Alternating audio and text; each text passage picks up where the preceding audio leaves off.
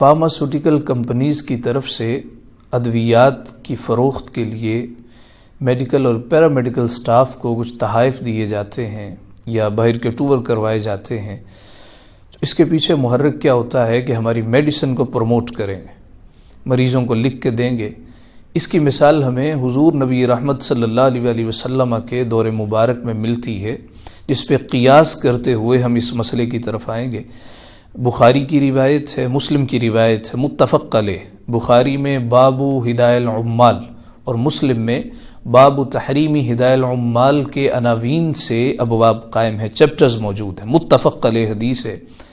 حضور کے ایک بڑے پیارے صحابی حضرت ابو حمید سعدی رضی اللہ تعالیٰ عنہ بیان کرتے ہیں کہ آپ صلی اللہ علیہ وسلم نے ایک شخص کو زکوٰۃ اکٹھی کرنے کے لیے بھجوایا۔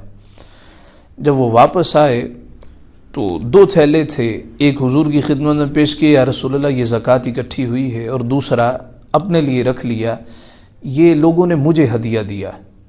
رسالت مآب صلی اللہ علیہ وسلم نے ممبر پہ جلوہ افروز ہو کے لوگوں کو خطاب کیا، فرمایا یہ لوگوں کو ہو کیا گیا، انہیں زکوٰۃ اکٹھی کرنے کے لیے بھجوایا جاتا ہے تو ہمارے پاس آتے آ کے کہتے ہیں ہذا ہدایہ لی وہذا لکم، یہ ہمارے ہدیے ہیں، یہ آپ کے لیے۔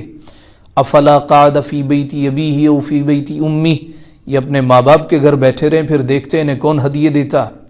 اس کی قسم جس کے قبضہ قدرت میں محمد کی جان ہے، یہ اس کے لیے روا نہیں۔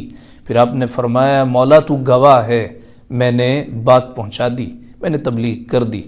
تو عمال کے لیے جس کو اللہ تعالیٰ نے کسی منصب پہ فائز کیا ہو، کسی قسم کا تحفہ لینا، ہدیہ لینا جائز نہیں۔ فتاوی عالمگیری میں اس مسئلے پر کلام کیا گیا ہے کہ منصف قاضی ہو تو کیا وہ تحفہ لے سکتا ہے؟ اس کی ایک صورت تو یہ ہے شادی بیاہ منگنی وغیرہ کے موقع پر اس کے عزیز رشتہ دار اکٹھے ہوں، جو اس وقت لین دین ہوتا ہے، یہ تحفے لینا تو جائز ہے۔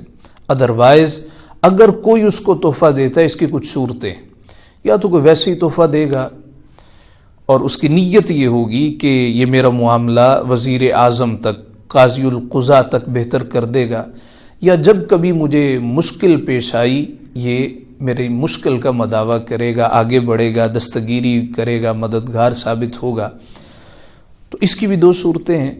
پہلی صورت تو یہ ہے کہ وہ حرام کام کے لیے اس کو تحفہ دے رہا ہوگا، میں حرام کام کرتا ہوں، کبھی پکڑا گیا تو یہ بچا لے گا، یہ سراسر ناجائز ہے۔ اور اگر حرام کام کے لیے نہیں، جائز کام کے لیے بھی ہے، تو اس میں بھی فقہاء کا اختلاف ہے کہ پھر بھی یہ اس کے لیے روا نہیں۔ اس تمام بحث کا خلاصہ یہ ہے کہ ڈاکٹر کو، قاضی کو، کسی بھی منصب پر فائز شخص کو تحفے تحائف لینا ایسی جگہ سے کہ جہاں پر اسے ظن غالب ہو مجھ سے کوئی غلط کام کروایا جا سکتا ہے، جیسا کہ ہوتا ہے۔ آپ دیکھیں سر درد کی دوا لینے ڈاکٹر کے پاس جائیں، وہ 3-4 میڈیسن لکھ دیتا ہے۔ کسی ایک ٹیسٹ رپورٹ سے ڈائگنوز ہو سکتا ہے، لیکن اس کو کئی اور ٹیسٹ لکھ کے دیے جاتے ہیں، اور پھر کہا جاتا ہے فلاں لیبارٹری سے کروانا ہے۔ تو اگر فلاں لیبارٹری سے بھی کمیشن ملتی ہے، یہ بھی اس کے لیے حرام اور ناجائز